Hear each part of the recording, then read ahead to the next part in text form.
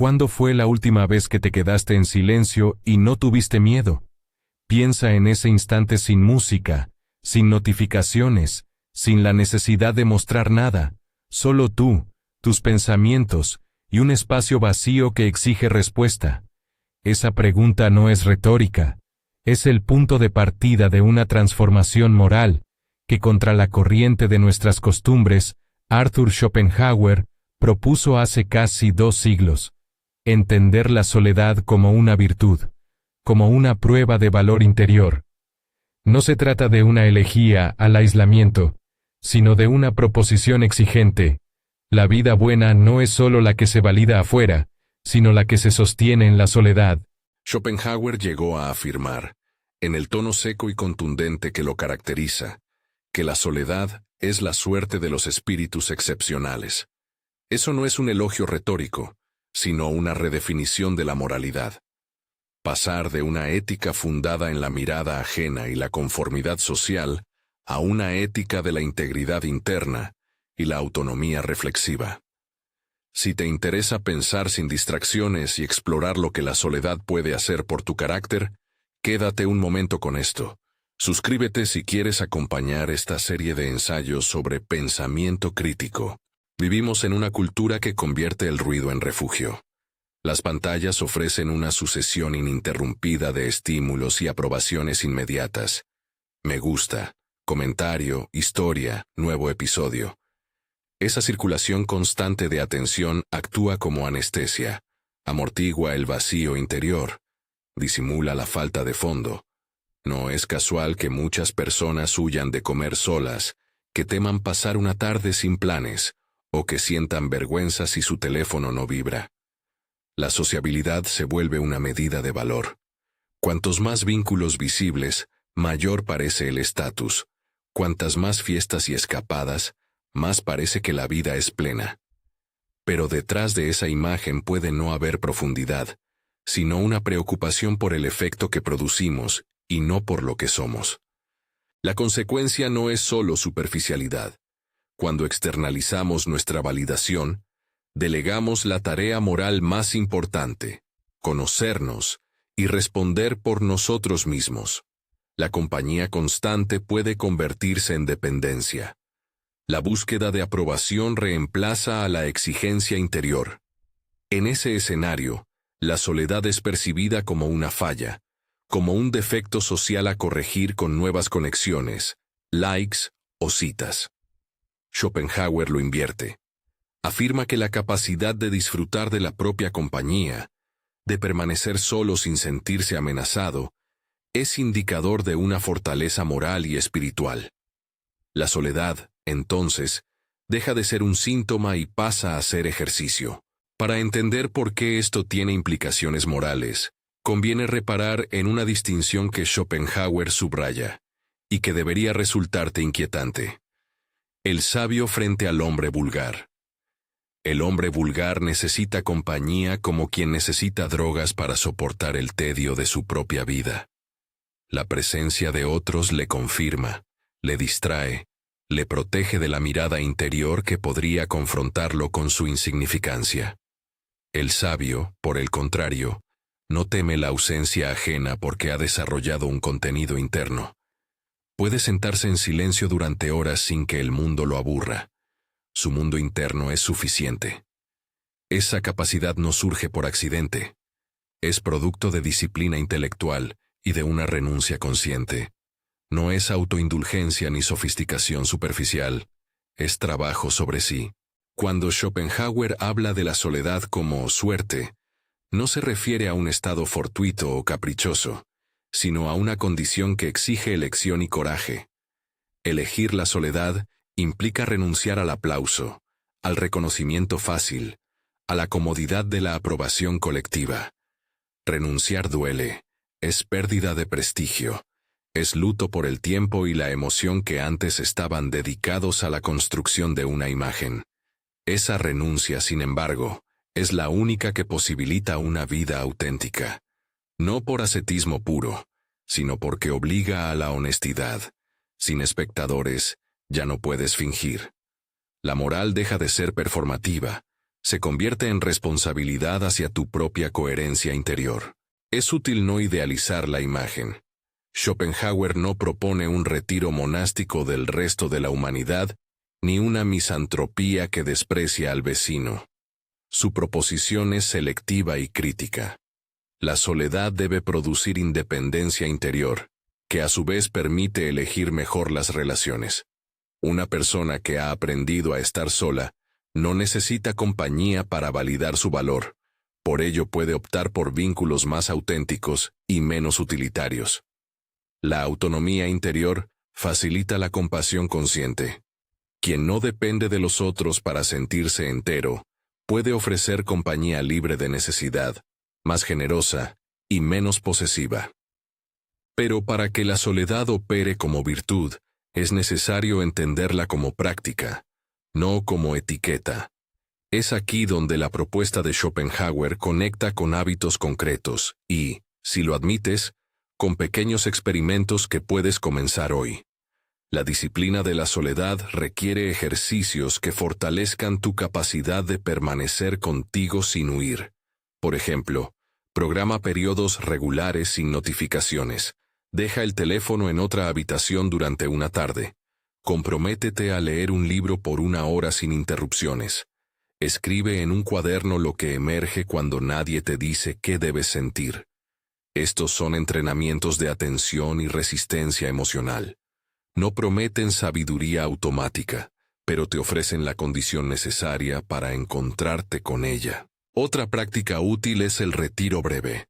Una jornada o un fin de semana sin redes sociales ni llamadas no es ostracismo, sino un laboratorio personal. Durante ese tiempo, intenta caminar sin destino, sentarte en una cafetería sin abrir el teléfono, escuchar tu respiración 1/4 de hora cada mañana. La lectura concentrada, no la lectura de titulares ni de resúmenes, sino la lectura que requiere detenerse, subrayar, volver a formular ideas, es una especie de gimnasio mental que fortalece la soledad reflexiva. La escritura, a su vez, te obliga a traducir lo que sientes en lenguaje. Te pone frente a ti mismo con la claridad de un espejo que no miente. Estas prácticas, combinadas con la renuncia gradual a la aprobación constante, construyen lo que Schopenhauer valoraba: una fortaleza que permite pensar y actuar fuera de la presión del aplauso. Al mismo tiempo, conviene no caer en la trampa de confundir la soledad elegida con la soledad impuesta que daña. Hay un abismo entre escoger estar solo para cultivarte y sufrir aislamiento, que produce angustia, desesperanza y debilitamiento psíquico. Si la soledad te provoca un dolor que te consume, si te sientes atrapado en un estado que no es elegido, la recomendación filosófica se queda corta. Conviene buscar apoyo profesional y recursos comunitarios. La virtud de la soledad no es una coartada para evitar ayuda ni una excusa para alimentar el desdén por quienes sufren. Es una práctica ética y estética que necesita condiciones psicológicas básicas para ser beneficiosa. Volvamos al aspecto moral. ¿Por qué la soledad, cuando es ejercida con honestidad, modifica la moralidad? Porque cambia el horizonte de lo que consideras valioso. De lo que se mide por la aprobación externa, pasas a lo que resiste la soledad. La integridad deja de depender de la mirada del otro. Tus acciones se vuelven coherentes con un núcleo de razones que no necesitan testigos. Eso no implica frialdad ni hermetismo afectivo. Implica que tus gestos son menos performativos. La bondad ya no busca recompensa social. La creatividad no depende de la validación inmediata, y la responsabilidad hacia el propio juicio se convierte en la brújula principal. Imagínalo con una escena. Hay 2 personas en una sala. La primera, cuando nadie la observa, se muestra exactamente como se muestra en público, porque su conducta no está atada al aplauso. Actúa por convicción. La segunda actúa distinto según el público presente. Su ética es una función de la recepción. Schopenhauer diría que la primera ha logrado algo valioso. Su vida moral no es un teatro. Esa capacidad se forja en la soledad porque, en ausencia de espectadores, no puedes mantener una imagen que no se sostenga por dentro. Sin embargo, la práctica de la soledad exige cierto ritual de duelo. Debes aceptar que renunciar al aplauso puede costarte amistades superficiales, posiciones, quizá oportunidades que dependen de la visibilidad. Ese luto no es meramente simbólico, es emocional, requiere paciencia, pero es el precio de una integridad renovada. Además, esa pérdida puede abrirte espacio para relaciones más profundas. En la medida en que no buscas compañía para sobrevivir, puedes buscarla por afinidad y no por necesidad. Es inevitable que surja la objeción. ¿No convertiría esto a las sociedades en fragmentos de individuos solitarios, incapaces de cooperación?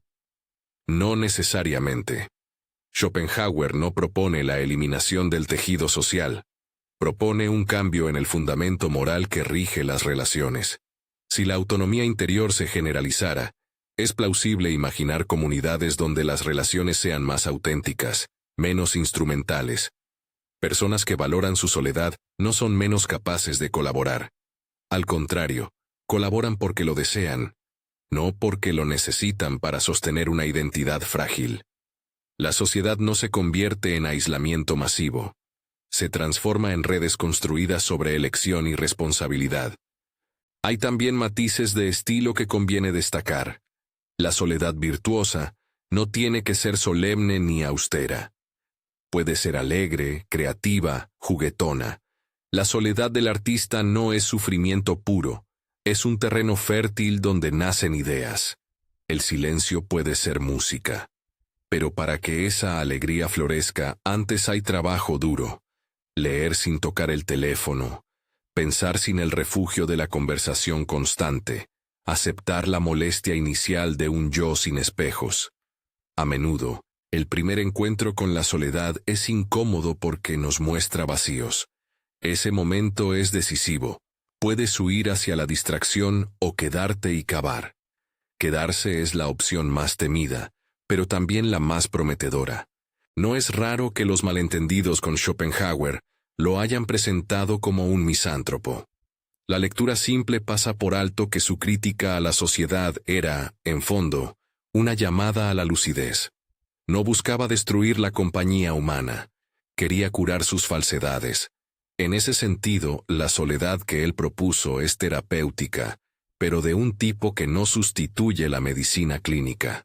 Es terapia filosófica, confrontar la propia pequeñez, abandonar la ilusión de que necesitas siempre una muleta social, cultivar una matriz interna que te permita ser gentil y firme a la vez. En la práctica cotidiana, esto plantea decisiones concretas. Empieza por microhábitos. 1 hora diaria sin pantalla, un desayuno en silencio, escribir una página al día sobre lo que realmente piensas de tu trabajo o tus relaciones. Si quieres avanzar más, considera dejar un día del fin de semana para actividades sin compañía, o incluso reservar una habitación de hotel por una noche para leer y caminar sin interrupciones. Estas acciones son modestos entrenamientos para una soledad que no busca castigo, sino claridad. Y si trabajas en tu empleo con constante exposición al rumor y la opinión, encuentra pequeños espacios privados donde puedas reflexionar. Un diario, una caminata al mediodía, un rincón en una biblioteca o parque. También conviene reorganizar expectativas. La sociedad premia la visibilidad. Por ello, ir contra esa corriente puede generar tensiones. Tus amigos pueden percibir tu silencio como desinterés. Es importante comunicar. La soledad elegida no es rechazo, es cuidado. Explica que estás probando una manera de vivir con más atención y que no es un desprecio hacia ellos. Este gesto evita malentendidos y transforma la soledad en un proyecto compartible. En tanto respetas tanto tu necesidad de retiro como las necesidades de los otros. Si la soledad bien entendida fortalece la moralidad, entonces su práctica tiene consecuencias políticas y culturales menores pero reales. Una población con más personas capaces de la introspección podrá ser menos manipulable por la publicidad, las modas y las narrativas simplistas. La exigencia de pensar sin aliados inmediatos reduce la susceptibilidad a la polarización basada en aprobación social. No es una panacea democrática, pero contribuye a un espacio público donde las opiniones se forman con más fundamento que por impulso gregario. La transición no es lineal ni automática. No hay un manual universal que asegure que 30 días de retiro te conviertan en persona íntegra. Schopenhauer no promete milagros. Plantea una disciplina. Es posible que, al iniciar este camino, te sientas más desorientado. La soledad abre preguntas que la compañía amortiguaba. Un viejo hábito es buscar respuestas rápidas en la conversación. Ahora tendrás que aprender a tolerar la duda. Esa tolerancia es parte del entrenamiento moral. Aceptar la incertidumbre sin correrse hacia la validación externa. Para que estas ideas no queden en abstracto, propongo un pequeño programa experimental de 4 semanas que respeta la filosofía sin caer en extremos dañinos. Semana 1. Establece 20 minutos diarios sin teléfono. Escribe una nota al final del día sobre lo que surgió en ese espacio. Semana 2. Elige un texto largo, un ensayo, un capítulo de un clásico, y léelo en bloques de 30 minutos sin interrupciones. Subraya y anota. Semana 3. Dedica una tarde a caminar sin destino y sin auriculares. Registra en tu cuaderno las imágenes y sensaciones que acompañaron esa caminata. Semana 4. Organiza una noche sin redes sociales y una conversación sincera con una persona cercana sobre lo que te aporta la soledad. Estos pasos son graduados, no radicales, y ayudan a integrar la soledad como hábito practicable. Mientras avanzas, mantén el equilibrio ético. La soledad no es superioridad moral. Si en algún momento descubres que cultivar la soledad te da gusto de sentirte por encima de los demás, detente y revisa tus motivos. La virtud aquí es humus de honestidad, no pedestal. El criterio moral no es cuántos días pasas sin compañía, sino cuánta integridad, franqueza y responsabilidad interior desarrollas. La soledad te permite comprobar eso. Sin espectadores, tus elecciones muestran la consistencia de tu juicio. En este recorrido también hay una dimensión estética. La soledad cultiva prudencia, pero puede afinar sensibilidad. Cuando aprendes a estar solo, percibes matices que antes pasaban inadvertidos. Un tono en una frase, el color de la tarde, la sutileza de una obra. La vida se vuelve más rica en detalles porque dejas de depender del espectáculo continuo. Esa riqueza sensorial y afectiva no es un fin puramente hedonista. Alimenta el juicio moral al darte más información sobre lo real y lo bello. Finalmente, volvamos a la cuestión central. ¿Cómo transformó Schopenhauer la moralidad al defender la soledad? No la transformó prometiendo más felicidad, ni ofreciendo un nuevo dogma. La transformó proponiendo que la calidad moral se mida por la coherencia interior y la capacidad de resistencia frente a la seducción del aplauso. En su diagnóstico, la modernidad podría caer en una moral de superficie, donde el bien es lo que luce bien. Al proponer la soledad como virtud, Schopenhauer introduce una ascesis civil, la exigencia de un juicio que no dependa de la multitud. Eso no anula la sociabilidad, pero la recalibra. Las relaciones dejan de ser medios para inflar la autoestima y se convierten en elecciones éticas que enriquecen la vida interior. Te dejo con una imagen para cerrar. Imagina una lámpara en una habitación oscura. La multitud representa miles de pequeñas luces exteriores que al unirse crean una sensación de claridad superficial. La soledad virtuosa es la lámpara interior que, aunque sea una sola, ilumina desde dentro y permite ver con profundidad. Esa luz no busca competir con las otras, simplemente hace posible que la visión sea tuya. ¿Te atreves a comprobar si tu lámpara interior ilumina con suficiente fuerza cuando las otras luces se apagan? Si este tema te interpela, cuéntalo. ¿Huyes de la soledad o ya aprendiste a encontrarla? Déjalo en los comentarios y comparte tu experiencia.